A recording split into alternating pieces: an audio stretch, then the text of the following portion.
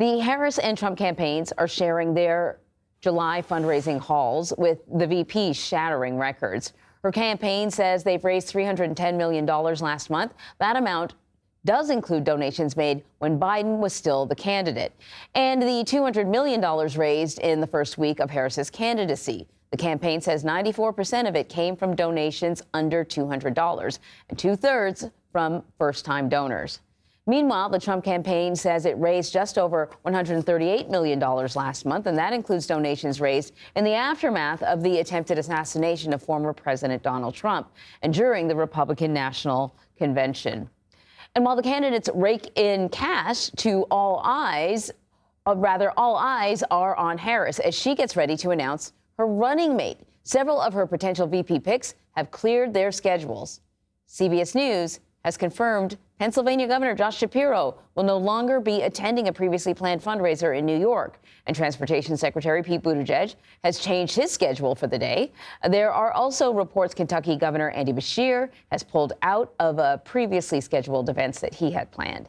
However, Harris's pick will be busy next week. The vice president and her running mate are set to visit 7 battleground states starting Tuesday in Pennsylvania. CBS News campaign reporter Nidia Cavazos has been following the Harris campaign for us. And I know you got the latest. You know exactly who she's picking as VP. No, we would love that. I want to ask you, though, about the vice president's role in the prisoner swap. We saw her overnight greeting the freed Americans returning home. She certainly praised the president for his efforts and his successful efforts in the release. I want to play some sound.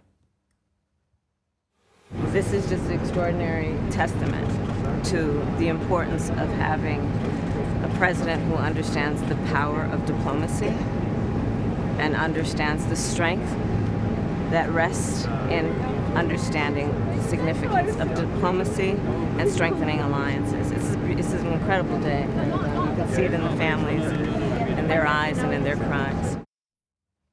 So we know that Harris took part in some crucial meetings leading up to the swap. And this timing couldn't be better, I think, for the Harris campaign. So can we talk a little bit about what the vice president's role was, but also how her campaign is taking advantage of this?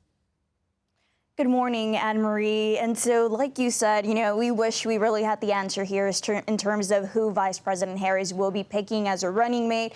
A lot of attention has been centered on her campaign. She's been launching her own presidential campaign, but at the same time, she has these official White House duties as she is still the Vice President of the United States. And we're seeing this now with the prisoner exchange. She's also in the middle of traveling to key battleground states to strategic locations. And so her traveling on one hand is just a perfect example of how she's juggling between her official duties, but also fulfilling her own presidential campaign duties. We've seen it throughout this entire year that she's managed to make international trips across the U.S., fulfilling these White House duties. And so, for example, when she was abroad and she attended the Munich Security Conference, that's when she had the critical meetings that essentially led to the prisoner swap that we're seeing now. But these official duties were also stuck in between her campaigning across different battleground states in 2024 while she was initially campaigning as a running mate to President Biden. Now she's also, launching her own presidential campaign. And so we're going to continue to see a combination of this,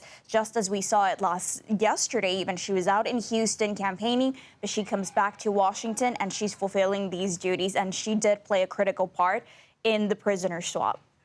So let's talk about what everyone else is talking about, which is who could be the vice presidential pick for Harris, her running mate.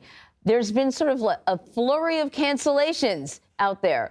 And so we're trying to read the tea leaves. What can you tell us about these cancellations? What are you hearing? Well, we know that across social media platforms, this has also become sort of a joke now. People are saying, if I cancel my weekend plans, will people be reading into it?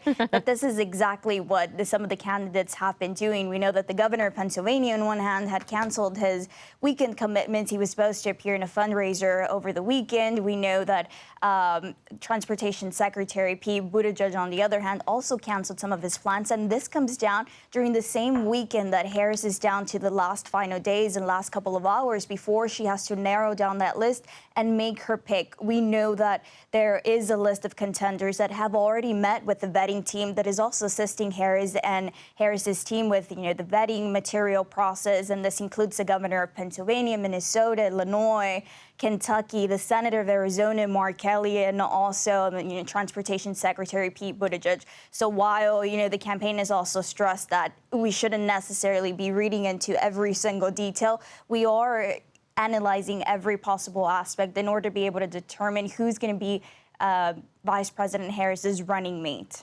All right, Nidia, thank you so much.